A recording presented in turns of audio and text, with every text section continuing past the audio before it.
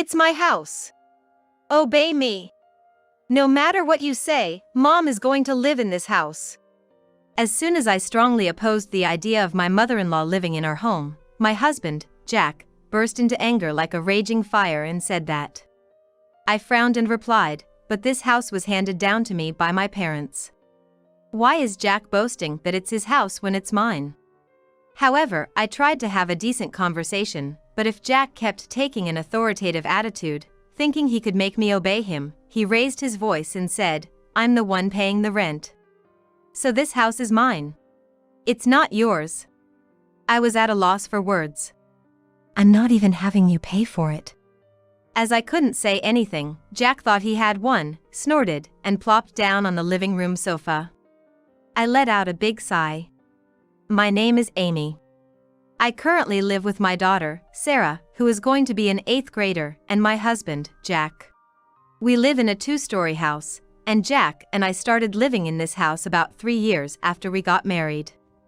Originally, my parents lived in this house, but they decided to give up the house and move to the countryside, saying they had something they wanted to do there. At that time, my parents decided to rent this house to us, Jack and I, who were married and had Sarah in my belly. I suppose my parents were concerned about their income even though they had moved to the countryside. Well, it was cheaper than living in an apartment or buying a new house, so Jack and I were happy to pay the rent. I work as a magazine editor and make a decent amount of money. Originally, I was an editor for a fashion magazine, but now I've been entrusted with being the editor-in-chief of other magazines. I've always enjoyed thinking about the writing and design in magazines, so this job is like a calling for me. By the way, I met my husband, Jack, through work, during a meeting. He was a photographer. His style was to shoot anything he thought was nice, be it landscapes or people, and then ask for it to be published in a magazine. Well, there aren't many times that what he shoots and what the editorial department wants to post coincide. So, I guess I earn more. In fact, he's a freelance photographer, so he's not stable in terms of income and can't be relied upon. In the midst of that, we ended up raising our daughter, Sarah. I'm busy with my work in the editorial department, but since Jack is a freelance photographer, he doesn't go out when he doesn't feel like it, and he has no work or anything. So I left our little daughter to Jack. I have a stable income, so I thought it was only natural to divide the roles like this, but there was someone who outright rejected our role division. That was Jack's mother. For me, she's my mother-in-law. My mother-in-law didn't necessarily believe in male superiority over women, but she had a personality that couldn't tolerate her own son taking care of the child or doing household chores. So when she found out that I was working outside and that Jack was taking care of the child and doing housework at home, she became furious. Why is my Jack doing all the wife's work when she's out having a break? I was surprised at that. Jack had been living at home until he married me, so my mother-in-law should have known that he was a freelance photographer and didn't have a stable income. However, it seemed that how much Jack was earning didn't matter to my mother-in-law. What mattered to her was whether her precious only son was not having a hard time. "Excuse me, I'm not just taking a break outside. I'm working hard outside every day. I'm just having Jack look after Sarah while I'm gone." When I came home after finishing my work, my mother-in-law was standing like a statue in the doorway waiting for me, and I was really surprised. My mother-in-law's house is a 3-hour drive away, so I thought she wouldn't come so easily. But she must have been worried about her son Jack. As soon as she came to our house while I was gone, she began to lecture me immediately. "You know, even if you say you're working outside, you're married to Jack, right? You have to think of Jack first, you know? And yet you're pushing child-rearing and housework onto Jack. If this was going to happen, you shouldn't have had a child." I inadvertently reacted to my mother-in-law's words with a huh. I somehow knew that my mother-in-law disliked me. After all, her son was the most important person to her, so she probably resented me, the bride who stole her son through marriage. Even so, I thought she would cherish her son's married life and the child born between her son and me. But it seems I was wrong about that. My mother-in-law really only cared about her son, Jack, and considered everyone else a nuisance. On top of disliking me, she started saying she didn't need my daughter, Sarah, either. Finally, she grinned and looked towards the living room where Sarah was, saying, "If you're gonna keep bothering Jack, we might have to think about sending Sarah somewhere to be adopted." I was instantly irritated by her words and told her clearly, "Please leave." My mother-in-law, already disliking me, frowned and said, "What are you saying to your husband's mother?" But I grabbed her arm and said, "Mother-in-law or not, you're an outsider to this house. Who do you think you are, telling me to give up my dear child for adoption? We won't associate with you anymore, so leave." I then took her outside, escorted her to the gate, and immediately closed the door behind me. She made a fuss in front of the house for a while, but I ignored it. During that time, Jack was doing what, you might ask? Well, since his mother came over, he left everything to her, including taking care of Sarah and the house chores, and he himself was sound asleep in bed. Well, it seems his mother must have thought, why do I have to do the wife's work? She didn't do any housework and completely neglected Sarah's care. I rushed to Sarah and made dinner for her. While Jack was still asleep, I called my father-in-law. Unlike my mother-in-law, who valued only her son and didn't listen to anyone else's opinions, my father-in-law was a reasonable person. When I told him everything about how my mother-in-law had barged into our house, lectured me absurdly, and even said to put Sarah up for adoption, he was as angry as I was and came to pick her up right away. "You don't have to deal with the relatives much anymore. I'll make sure my wife stays away from this house too," said my father-in-law, grabbing his wife by the scruff of her neck, who was screaming, "Why do I have to be yelled at? This woman married Jack, didn't she? Then she should serve Jack and listen to what I say too, and put her in the car. Enough already. Do you want to make your own son good for nothing?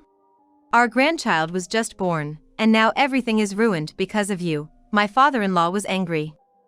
Of course, my father-in-law wants to love his grandchild.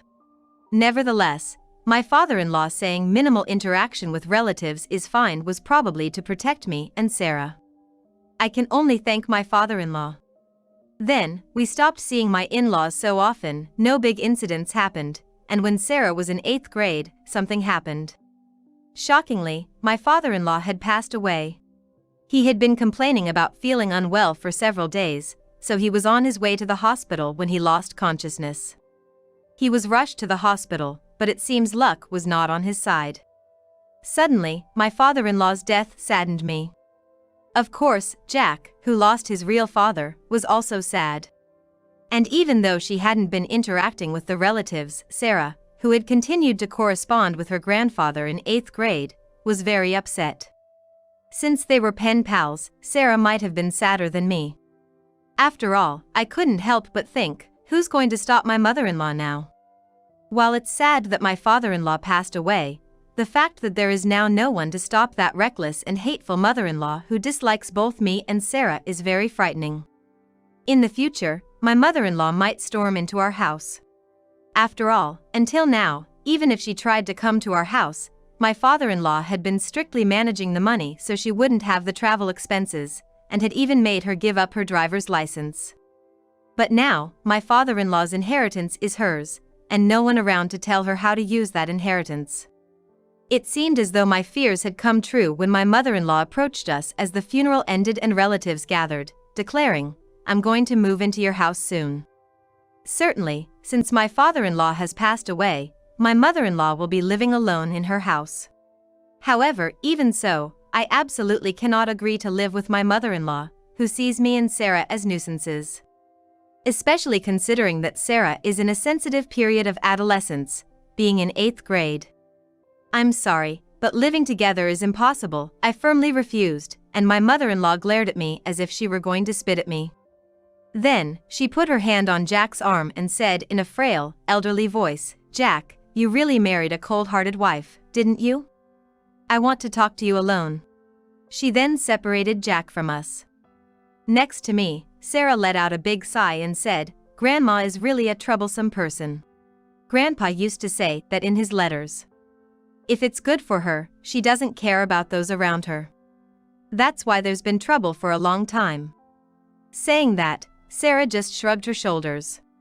In the past, Sarah used to be attached to Jack, who took care of her, but recently she seems to have realized that it's me who is earning money and supporting the household. She has come to favor me over her father. Well, Jack still sees Sarah as a little girl, so I guess it makes sense that they don't see eye to eye, since Sarah wants to grow up quickly. Hey, Sarah. Mom really thinks it's impossible to live with your grandma. But what if Dad and Grandma ignore what I say and try to live together in the house? I said, hesitating to tell her the whole story. Because what I'm about to say is a heavy topic for a middle schooler like Sarah. Considering Sarah's feelings, I also felt that making such a decision might be wrong.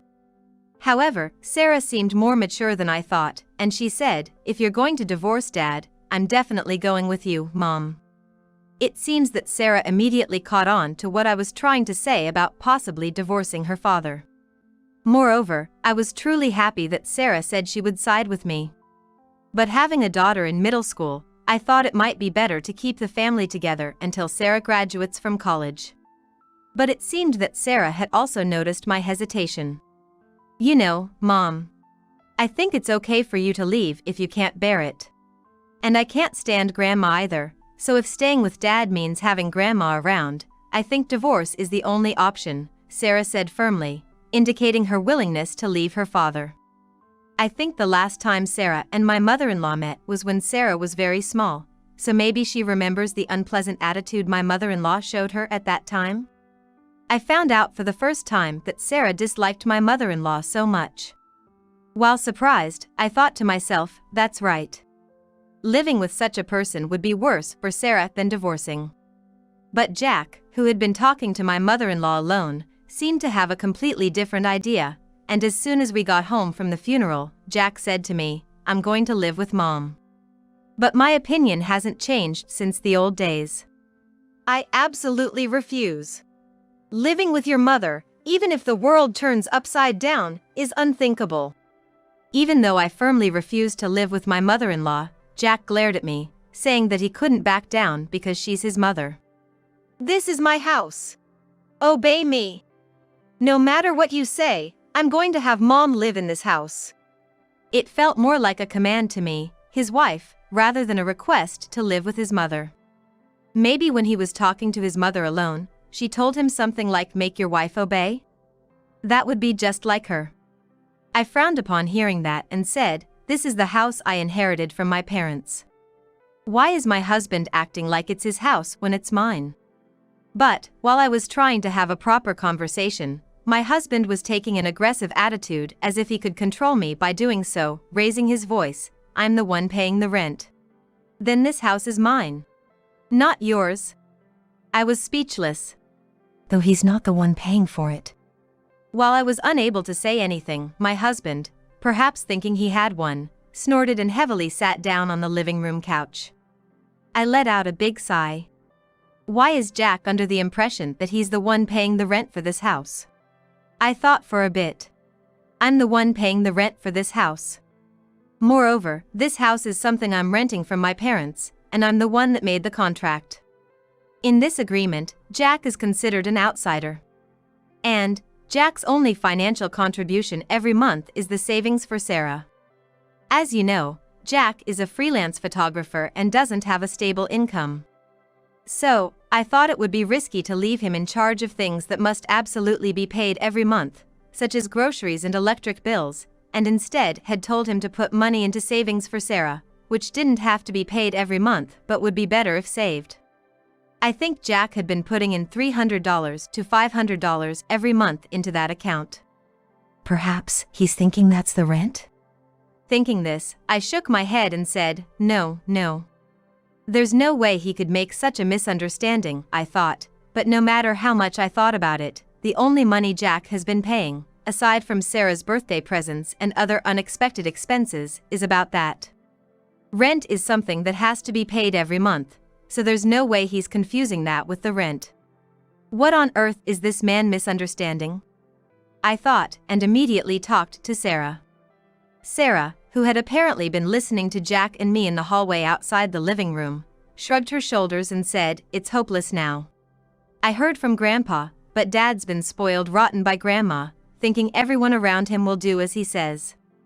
My father-in-law used to say something to the effect of, "Do you intend to make my son a good-for-nothing?" when he came to our house to pick up my mother-in-law, and I finally understood what he meant. The more my mother-in-law spoiled Jack, the more Jack would become a good-for-nothing. And, as a result, this had affected us in the worst way. Divorce has been decided between Sarah and me, but that aside, my mother-in-law is going to barge into our house. In that case, other measures will be necessary. I found out the day my mother-in-law was coming from Jack and told my parents. It's only natural.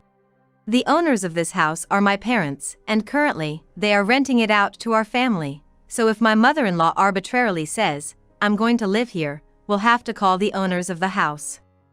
An hour before my mother-in-law was due to arrive, my parents arrived at the house, and Jack was in a panic, saying, "Why are Amy's parents coming to the house?"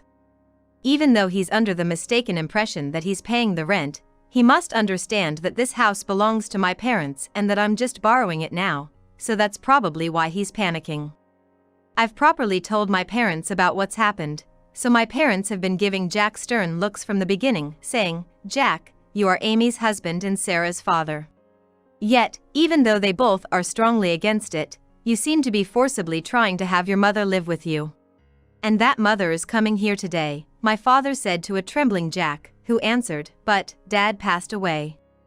My father continued, "So what? Just because she's alone?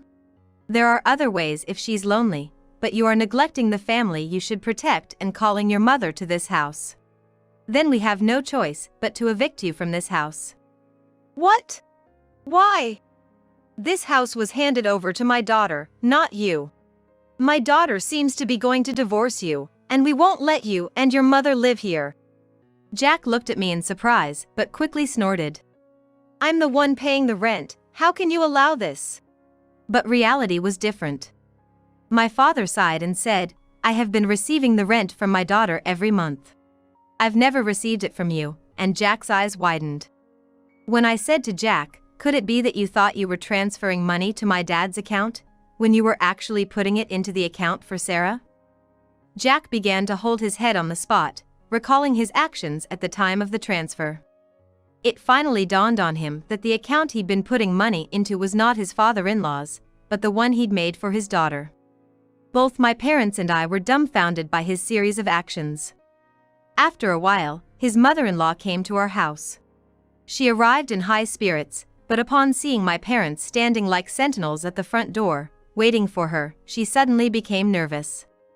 When my parents spoke about Jack's and my divorce, the mother-in-law joyfully said, "Finally, Jack's free from that horrible wife," but when they explained that Jack would be kicked out right away because the house was not his, she turned pale and exclaimed, "What? I sold my house. I thought we could live here."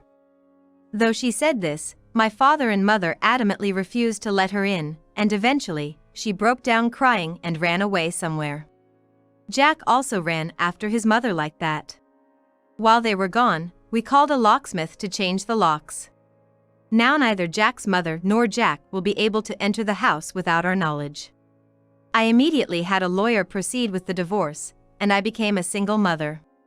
Sarah also said about our divorce, "It was a bold decision, but I think it was good. Dad hasn't been taking photos at all lately, and he was becoming a bum. Plus, if Grandma was added, I think my college fund would have been used." After the divorce, it seems Jack and his mother-in-law have started living in a cheap, run-down apartment.